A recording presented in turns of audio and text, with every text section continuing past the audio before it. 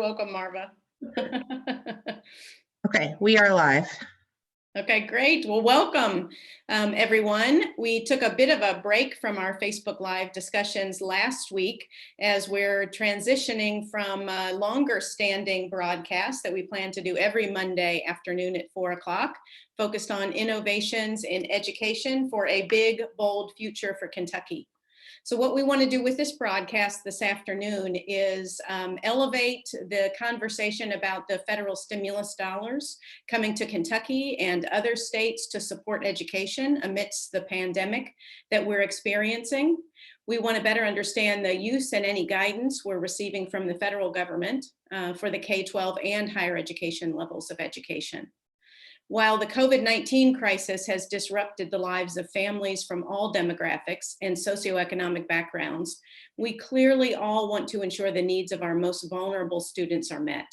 Those who are economically disadvantaged, especially those struggling with food or housing insecurity, historically underserved, have disabilities, or are English learners.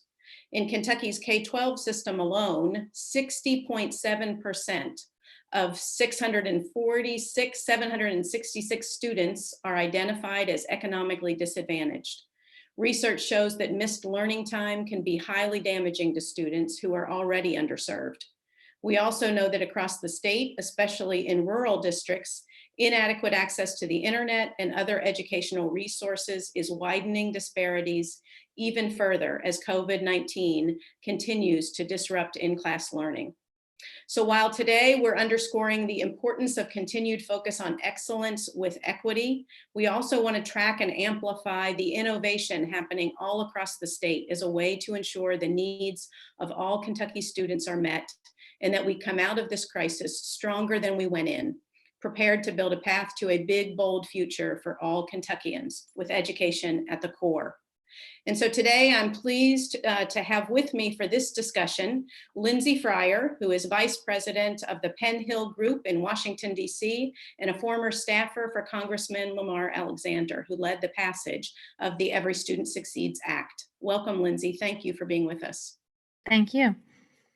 President Aaron Thompson with the Kentucky Council on Postsecondary Education, who will share with us the use of the funds for higher education and ensuring that we meet our attainment goals and close attainment gaps on the way. Welcome, President Thompson. Thank you, President Ramsey.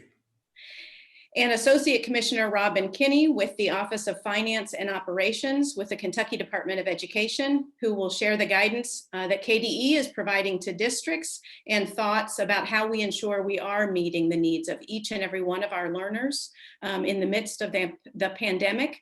And hopefully we'll be able to discuss maybe some innovations that KDE is either seeing or beginning to track along the way. Robin, thanks for being with us. Thank you very much for having me. Lindsay, let's start with you and your lens from Washington, D.C. You know the Every Student Succeeds Act extremely well, and you understand the goals and objectives that were core to that act, particularly around closing achievement gaps and ensuring the needs of so many underserved, oftentimes historically underserved students are better met. Now, just a few years later, this pandemic hits. And we're all still talking about closing achievement gaps, but finding ourselves with even greater challenges because of access and opportunity that's difficult to achieve outside of the classroom. So if we can start with you, your lens from DC and your thoughts about one, the CARES Act and its support for education in the states, and what you hope to see states do or message around as this federal stimulus dollars become available. Great. Thank you very much for the introduction, and I'm happy to be here with you all to discuss this important topic that, of course, is on top of mind for everybody these days.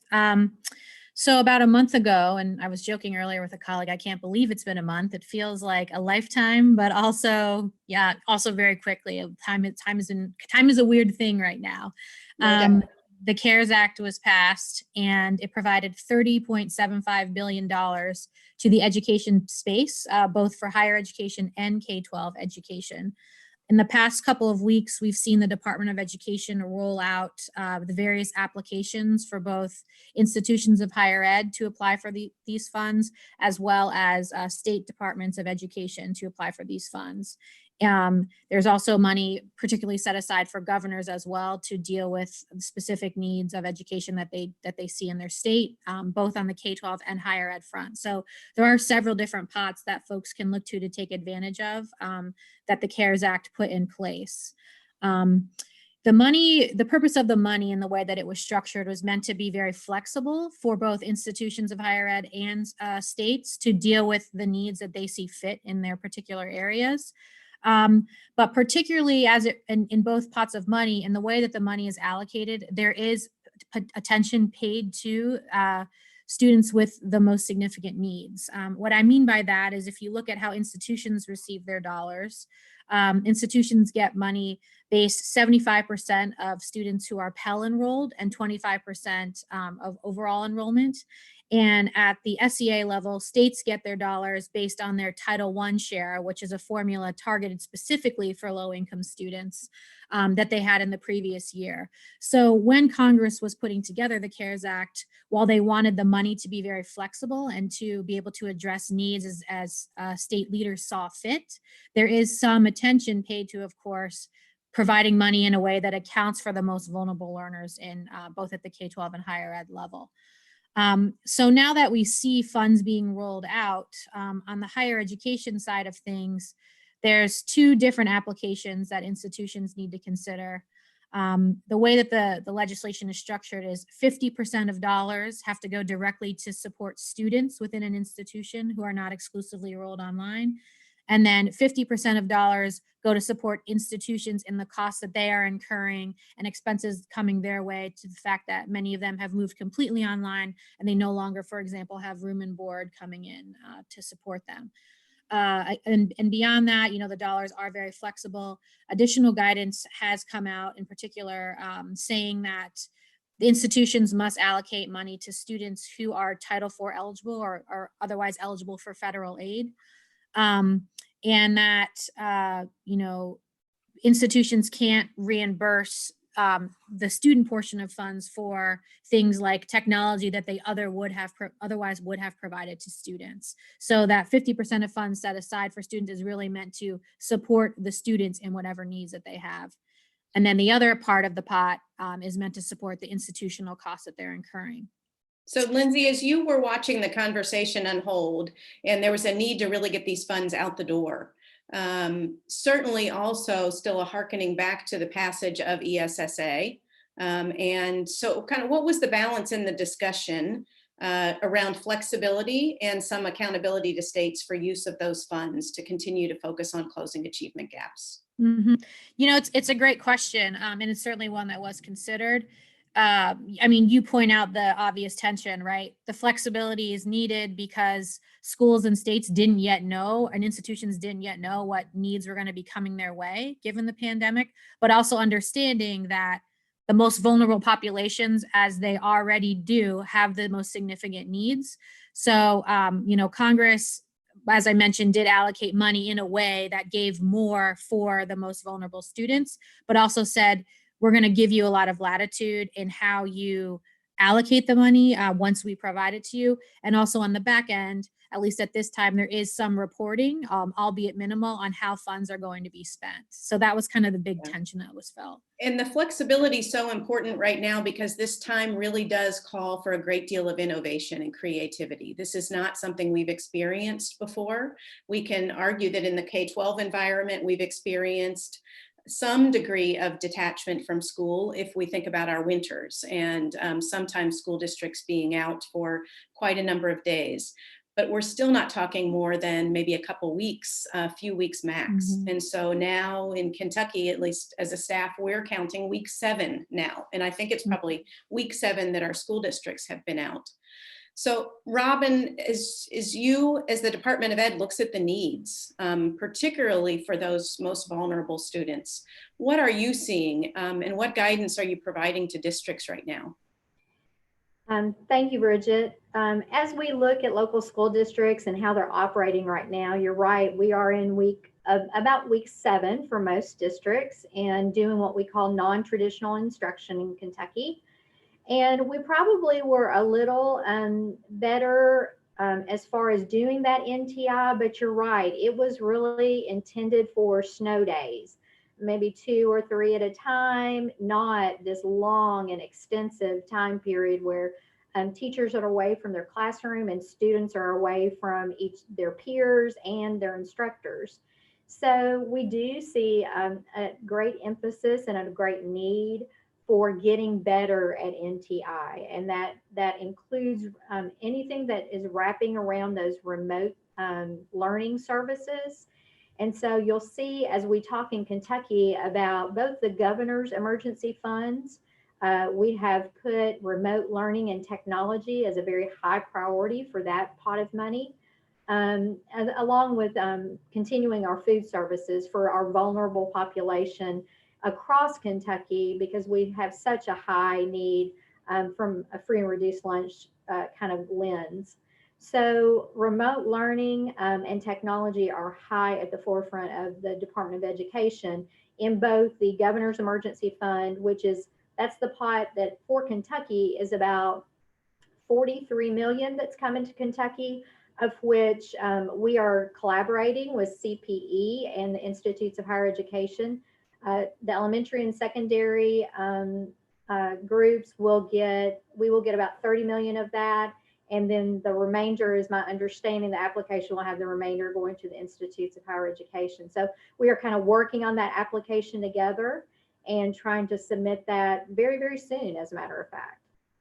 So remote learning and basic needs are the kind of primary concerns, particularly for vulnerable students.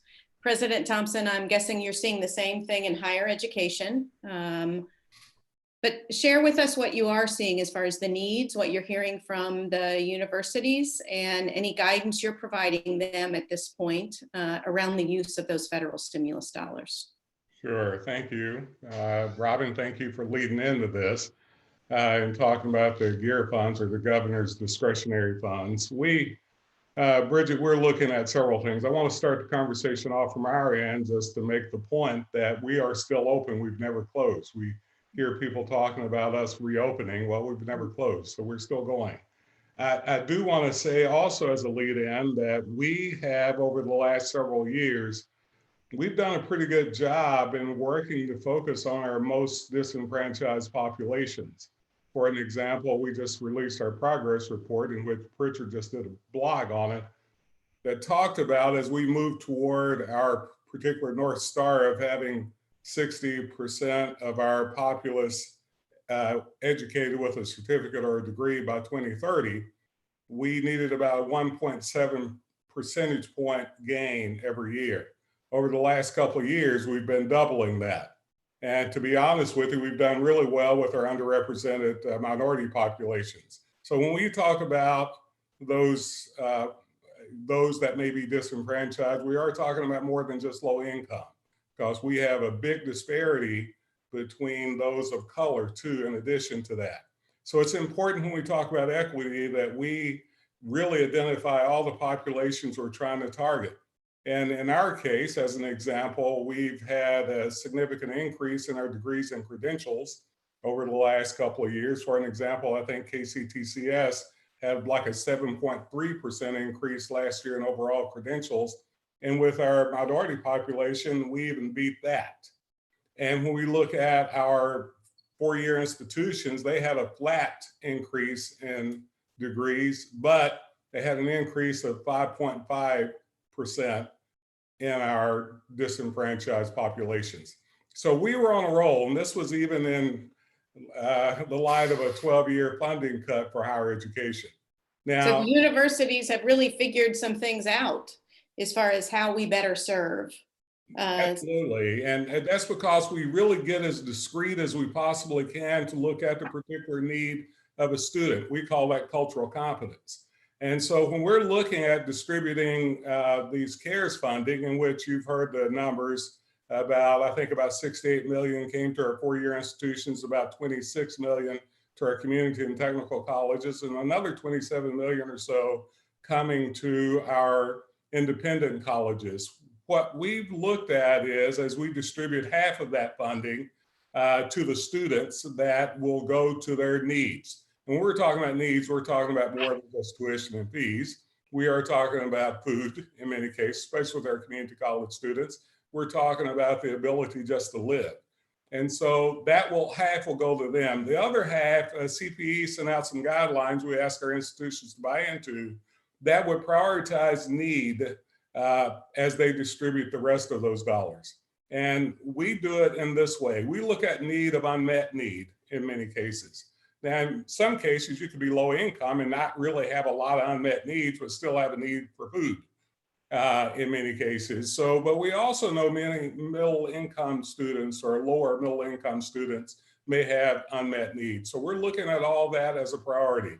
This is our equity agenda and all that we're doing. And the GEAR funding, the governor's discretionary funding, as Robin said, we'll get about 13 million or so of that will come to our office, is my understanding. We'll distribute this based on a variety of items, such as we'll be using as much digital understanding as possible to reach out to the students that need it the most, and not just online as far as classes go, but also those student support systems that they need. We have a real need for our mental health considerations and counseling. So how do we do that? How do we do those other wraparound services like tutoring and mentoring and advising? How do we help students to kind of get accustomed, if you will, to this new normal, people call it, as coming into the fall? So we have used equity as a primary consideration, even though we follow as much of the US DOE guidelines as possibly we can.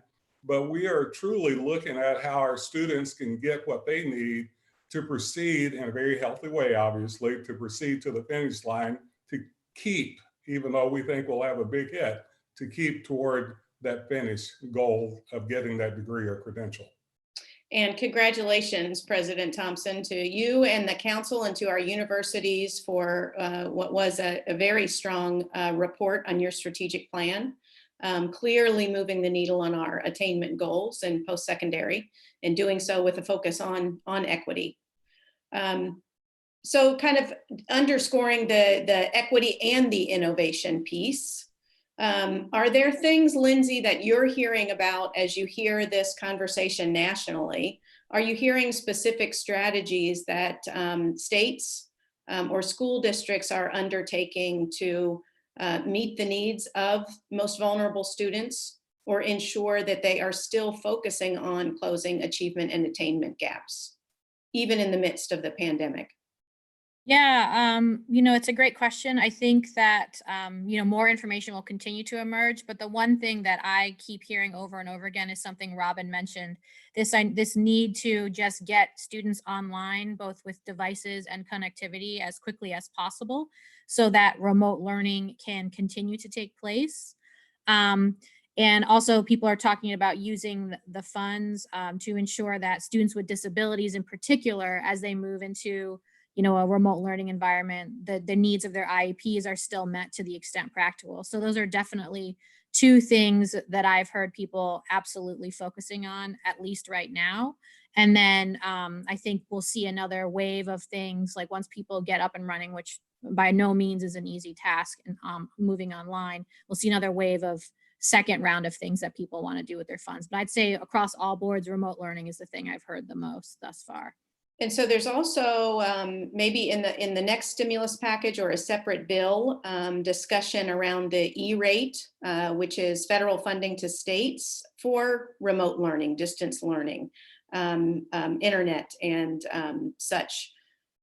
Do you know where that issue stands right now?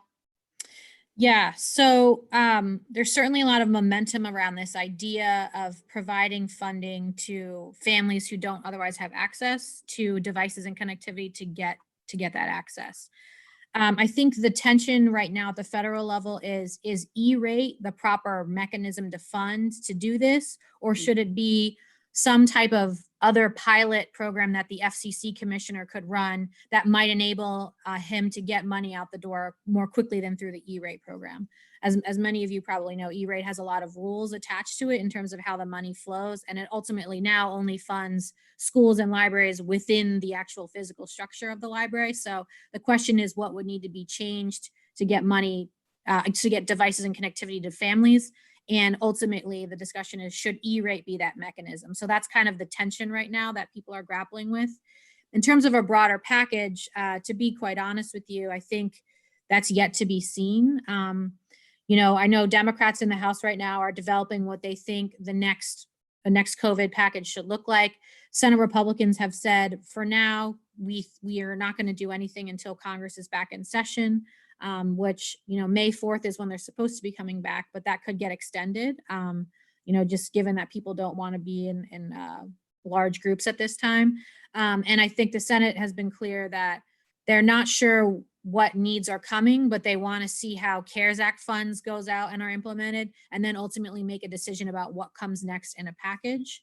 I think there's acknowledgement that, of course, there are going to be further needs, but the question about when and how much is kind of the big tension point right now.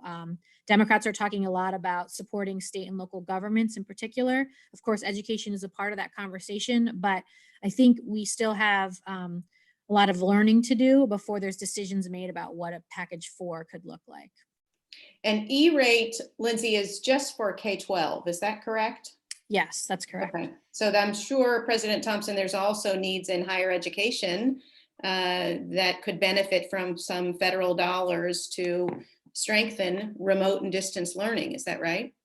Well, that's right, Bridget. There's several things that I think we should actually mention before we even directly answer that question. One is that we don't even know, remote learning sounds like just a very mutually exclusive term. There's all kinds of different kinds of remote learning. Even if we bring people back on campus, we may actually have a segregated residential hall system where they do still learning from the site, if you will. And how do we do hybrids? So it's more than just providing the needs for a student to be able to get online, but how do we in fact reshape the infrastructure of higher education to do this at a macro level? I mean, we've always had the technology to do it at a micro level. What we're talking about truly is a sea change conversation. That's why innovation is truly the key. And you brought that up earlier. We're having to strategically think about how to develop these outcome items that we in fact took for granted mostly would be on face-to-face with a small percentage in online learning. Now we're having to think of something totally different. And how do we then develop all that in a time that's reasonable for us to continue what we need to do for this state and for this nation to get them where they need to go? So yes, we extremely need a lot of funding, not just to replace significantly what we're losing, because we are losing funding and we're losing like crazy, but to truly be able to invest in innovation, to be able to invest in it, just like we're trying to find a cure to this COVID-19, we're truly trying to find a long-term cure and fast to the new way we're going to have to do business. So, and that's not just about learning in our higher education institutions, that's across the board. Absolutely, and that's what we have to think of it also is systematically. How are we creating, Robin and Lindsay, this seamless process between P12 and for them to get that credential that they need, because we know they just can't stop at high school. So somehow we need to be having even this bigger discussion faster, and the money that hopefully flows would allow some thoughts and some input around this, what I call seamless way of thinking about education. Yeah, the innovations are critical. And I think this crisis really provides us an opportunity to identify some of those innovations. And, you know, one of those at a high macro level is certainly richer collaboration between our systems of education, which I think Kentucky has done well for a number of years, collaboration, and are certainly poised to make that happen more into the future. Robin, we have a question here from a Student Voice team member, Hayden Caldwell, who asked, what resources does the Department of Education plan to provide to teachers so they can equitably reach and serve every student? So if we stay in that technology sphere, as President Thompson was talking about, I think sometimes when we talk about technology, we talk a lot about the hardware and the software, the application, but we also need to look at the people side of it.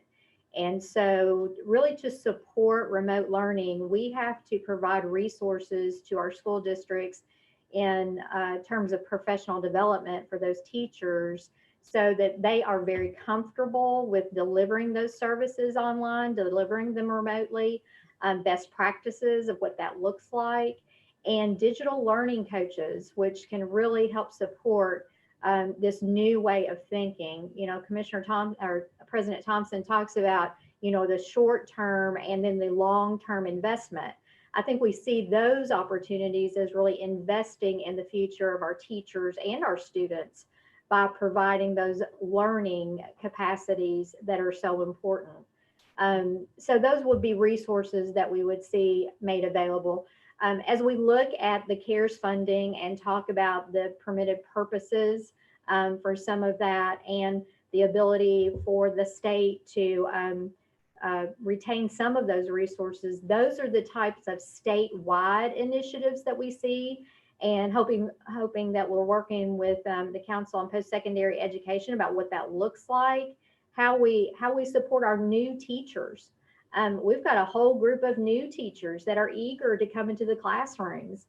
I'm very excited. My daughter is one of those. My daughter is finishing her student teaching this semester. And so she's very eager to get into the classroom. And she is experiencing this new way of teaching. She thought for sure the first day she would be sitting in four walls and planning what color her, the paint on her walls were going to be. But this might look very, very different. I think we will find that these new teachers are embracing this. They are embracing that this might be the new way of looking at it, but we need to provide the support so they can really achieve at high levels. So I think that is another thing that we have to think in a collaborative effort. How do we support those new teachers that are coming in, as well as the very seasoned teachers that are very good at what they do, but they just may not have done it this way before.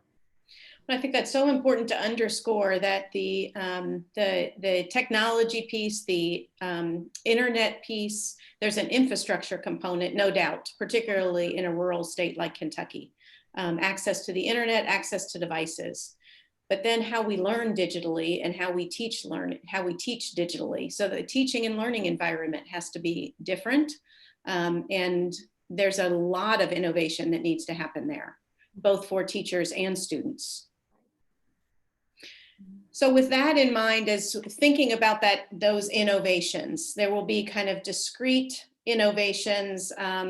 I'll kind of use maybe the KET example right now, where KET, our public television broadcast, was puzzling over how they ensure that learners without access to the internet are receiving high quality educational information. And so they're broadcasting from, I think, 7 in the morning until 3 or 4 in the evening, learning content. But there are other innovations in the teaching and learning space. And I'm wondering, Robin, if there will be any effort on the Department of Education to begin to track some of those innovations that may happen by and large locally. Well, we already have a way to track innovative practices, and we will continue. Okay. We really hope that we will see lots of innovation that come out of this crisis, this pandemic. It's the silver lining, maybe in a bad situation. Through our Office of Continuous Improvement and Support, we track best practices and innovative ideas. And there's actually, in the world that we were in before, we recognize those best practices and innovative ideas at our Continuous Improvement Summit, and that usually happens in the fall. So we are collecting right now those innovative practices, and it's across really all paths that a district is trying to conquer right now. They are looking at in the area of food service. We started off boots on the ground right off the bat, and I can't compliment our school districts enough about the efforts they have done to really make sure that students and really not just students, but children from 3 all the way up to 18 are continuing to be fed. In Kentucky, nutrition is so important to learning. You have to feel good to be able to absorb that learning that is happening in front of you. So every single one of our school districts have stepped up to the plate and have either partnered with another entity or providing food service continuously on their own. Many of them did it through spring break. They understand the importance of it. And the innovation that is happening around that is designed to really make sure that we are being thoughtful and understanding of protecting our own staff, as well as making sure that that delivery keeps happening. So I think that is one way that innovations are happening. NTI has also brought on at our Kentucky School for the Deaf and Kentucky School for the Blind, which we have very vulnerable students there. We are actually seeing our instructors go out remotely to the homes of these students. And it's helping from an instruction standpoint, but it's also helping from a social and emotional well-being standpoint. You know, it really helps these students to continue to have connections with their instructors, both on a instructor level, but a personal level. And so we see video clips being put up of those teachers interacting with their students, still maintaining the social distancing and having behind the windows, but it's working. It is a huge effort on part of instructors, but I think we all know for instructors, they have a servant's heart about them, and they will go above and beyond in order to make sure that their students are being taken care of. So that's just a couple things that we're seeing. Yeah, that's good. So maintaining those connections is certainly a theme we're hearing over and over and over again, and part of the equity conversation, ensuring that we maintain those connections, especially with some of those students who may feel otherwise significantly disconnected from the learning environment. Robin, so the Continuous Improvement Summit is the place where you would highlight those innovations as we move forward. Absolutely. And you have staff that are tracking them. Mm-hmm. I'm guessing you might be thinking a little bit differently about the Continuous Improvement Summit for later this year. Yes, I mean, you have to think of everything differently now. You have to think, how can we continue to share those good practices, and how do we acknowledge them? I think the other thing that I would share is through our educational cooperatives. Those groups have really stepped up to the plate in making sure that districts have opportunities to share with each other. I think we find from KDE that many times districts need to hear from each other. They need to hear what works, what is beneficial, someone that looks like them in terms of demographics and the issues that they're facing. I will say, quite frankly, you know, we can share things from the state, but it really is that leaning on your neighbor who's been through a very similar situation and has tried something new and different, and once it works for them, and sharing that information with each other, that seems to have the most success. So our educational cooperatives are helping those discussions among and between districts. So as far as the distribution of resources in the CARES Act goes, how will, there are dollars that will go directly to the school districts, but Yep. there are dollars that are coming to the Department of Education, and then maybe additional dollars possibly coming from the distribution that went to the governor. And I'm guessing there are conversations ongoing, Robin, and for President Thompson as to how those dollars would be distributed. For the Department of Education, of course, as Lindsay had mentioned earlier, we will be distributing dollars under the elementary and secondary school fund by Title I allocation. So that will be going out through that manner. The Department of Education is currently trying to explore what we hear from districts that might be needed as far as statewide initiatives that we could help with to support local schools and districts. And so those are the conversations we're having right now. An example might be the one that we talked about earlier about professional development for digital learning coaches or something across the Commonwealth. So again, we would be looking to support local schools and districts in continuing, whether it's remote learning or improvements to technology or things along those lines. So I do say that the flexibility being afforded under this act to really let districts kind of determine what is most in need. We will be issuing some guidance from the department, but we will be issuing it to make sure that districts are thinking of all these things, thinking of equitable services, thinking of equity and how you support the most vulnerable students. So we appreciate that flexibility, but we will, in our guidance, be able to cover all the opportunities that districts could choose from, or many of them. I won't say all, but many of them that they could choose from in supporting those efforts. This is not a time that we want to lose ground on closing achievement gaps. Yes, yes. So we have all of our offices involved in that discussion. So our Office of Special Education and Early Learning is involved. Our Office of Continuous Support and Improvement is involved. Technology, every single office here is involved in trying to develop that guidance so we don't miss anything. So President Thompson, this was a year I think so many folks were really hoping to see an infusion of investment in higher education from our General Assembly. And that certainly did not come to pass as the pandemic took hold. And so our institutions are struggling under years of reductions in investment in higher education. In your recent meeting, discussions about tuition and affordability. So how are you thinking that the CARES Act funding that will come through CPE will be distributed to institutions, and what impact do you hope it has?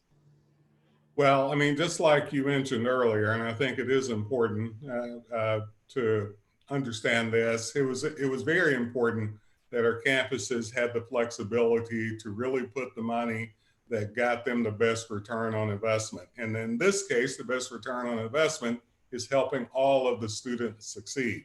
Even our performance funding model and our diversity inclusion policy has levers in those that would make that really important for them to focus on equity in both of those. And so we have that already kind of built into the system almost. And so the item we are looking at strongly, President Ramsey, is that with the $13+ million we have, we're going to be pushing that. Yes, it'll be looking at what they can do to strengthen the online product, but we're going to be looking at it from a learning aspect. What we know is that students, especially those that are low income and more disenfranchised based on race, let's say, you know, one of the best practices you can have in a learning paradigm is faculty engaging with the students in and out of the classroom. So how do we strengthen that? How do we strengthen what I call that peer-to-peer conversations to build community, which is very important as a best practice toward learning? How do we increase the advisors, counselors input with the students in a very proactive way?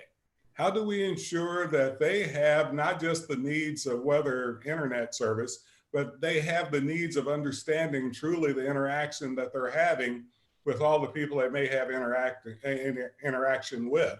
So we're really taking this from a standpoint of pushing strongly the student support mechanisms here. I mean, that really would look at strengthening the learning. Before all this stuff happened, we were looking at what I argue moving from a teaching paradigm to a learner's paradigm anyway.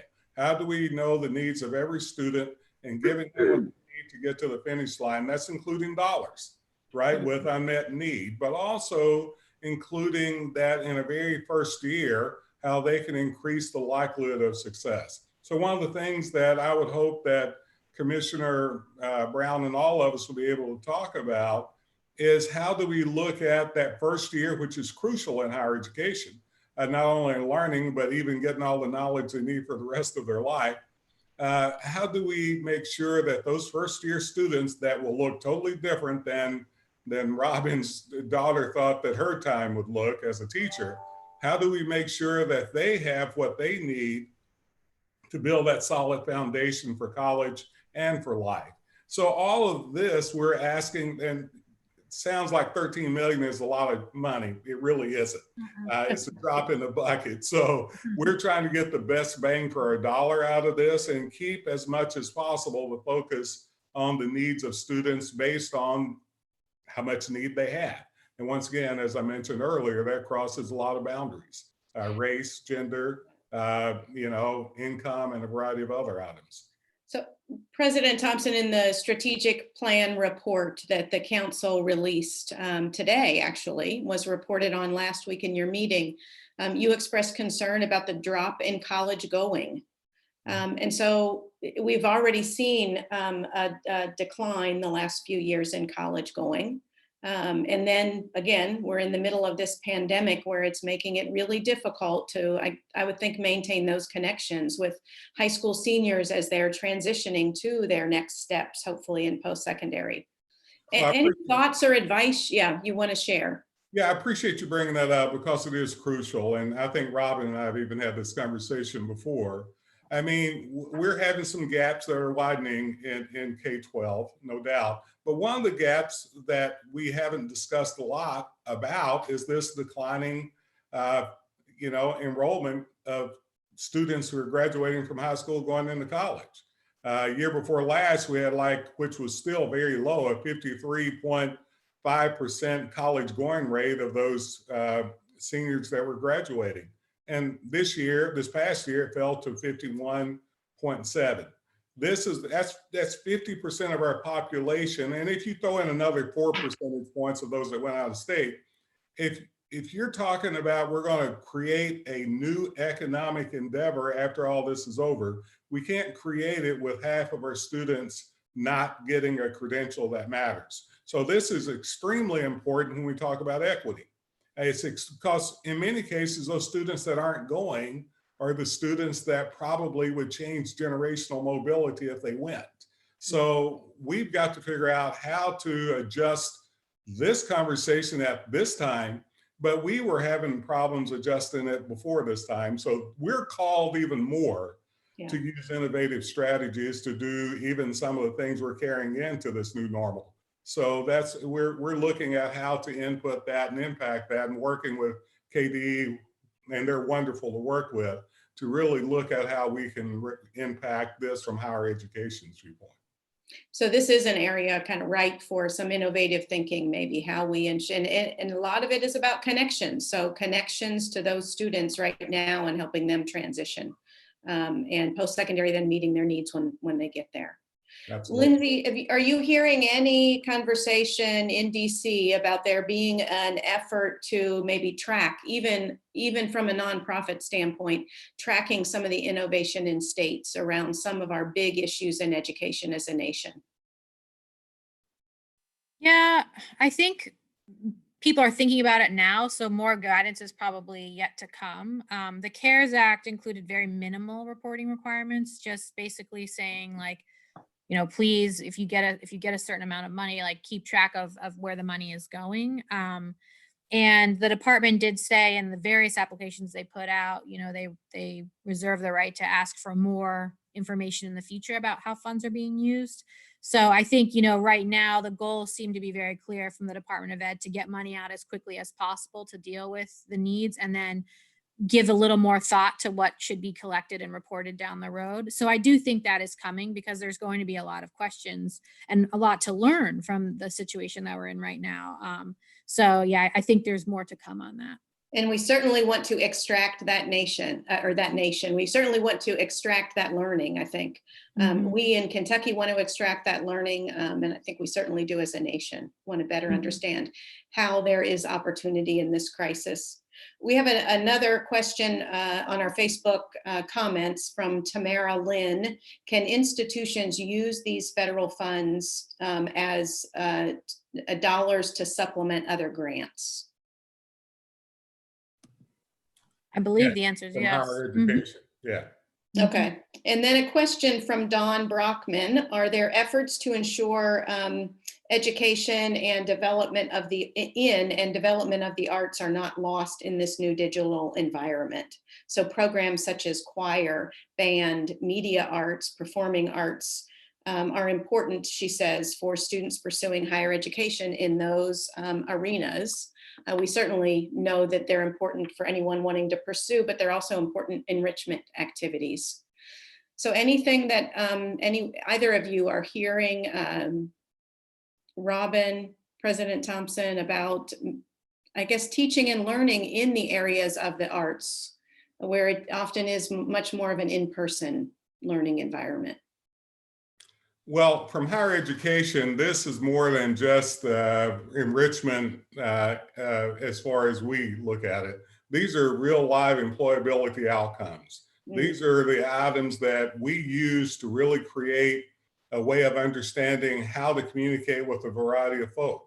This is a way that we use all of our brains. This is a way that we get all of those items we call essential skills that go way beyond the technical skills. So there, we have a much more of a reason to ensure that they stay in place. Not just that it's a best practice to get people engaged in choir and in a variety of other enrichment activities, but in fact, what we know is that those that are engaged in those sorts of roles, those arts, those humanities, those social sciences, increase the likelihood that one of these days they'll even be in a fairly high-paying job in management and leadership. So for us, these are essential skills. So it goes beyond just, I love the idea. My kids are very much artsy, you know, and all that. And I love that. I have absolutely no talent in that area, by the way, just to let you know in case you were wondering. But what I do know is that everything that we can do to create a whole person in education, then in fact, we've done what we need to do in that learning paradigm. So to us, this is crucial. Now, let me be clear. At times we've had to cut these necessary programs because of almost 12 years of funding cuts. And sometimes that's where it goes because you can't cut other things. And that's very problematic to me, Brigitte, that we need to be thinking about this not just as a fluffy, you know, a thing that we throw on the side, or things that, well, if we have it, we do it. If we don't, we don't. We have to think about this truly as a part of how we build the whole person in education. It's all part of the transferable skills that we will need for the future economy and to build a big, bold future for our state. I think we've seen some beautiful examples that Governor Beshear has shared. Teachers, drama teachers, choir teachers, trying to maintain that emphasis and that learning even through this pandemic. Some amazing videos. I believe one that came out of McCracken County, possibly wrapping up what would have been their final night of Grease as their drama production. So important for us to remember that those are the foundation of transferable skills. Robin is, yes. If I could jump in, I do think that these are our creative leaders by the very nature of what they do. And they are excelling. They are finding different ways to do it, whether it's one-on-one instruction for students for a quote lesson online, that may be a trumpet lesson or a voice lesson, all the way through to the You've seen the Zoom display with the gallery of the students that are all participating at one time. So these are creative thinkers and they will find a way to get it done. That's great. And a really terrific, I think, note for us to wrap up our discussion today on.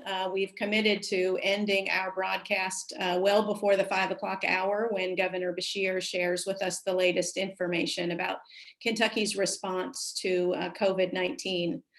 So with that in mind, thinking about students and our educators as they face significant disruptions and obstacles, each of you play a critical and influential role in ensuring learning continues for our students, and that this crisis serves to strengthen our systems and our resolve to achieve our educational attainment goals.